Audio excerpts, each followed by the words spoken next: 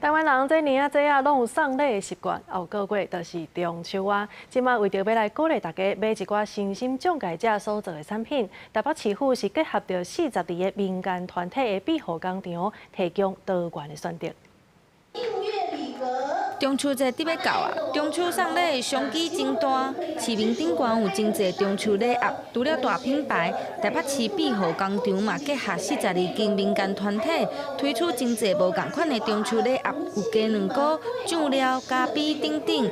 这些产品拢是身心障碍者手工做的。一起来响应跟支持，可以让我们的庇护工厂可以稳健的成长，让我们这一些非常努力用心的伙伴们可以因为大家的支持而成长，继续茁壮。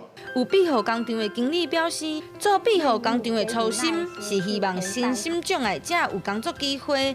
庇护工厂是一个互因发挥能力的所在。伫庇护工厂内底上班的员工嘛讲，上下班工作的过程，互伊感觉真欢喜。从产品力啊、风味啊、食材都不输市场上。欢迎大家，如果同样要消费，这盒礼盒有新意、有意义，我们可以选更有选择的、更好的、更有社会价值的消费。开心，我有做柠檬蛋糕，要抹奶油，还有要脱模倒果汁。为了鼓励企业民众交管庇护工厂做的中秋礼盒，市政府嘛有设一个米笑双城的网站。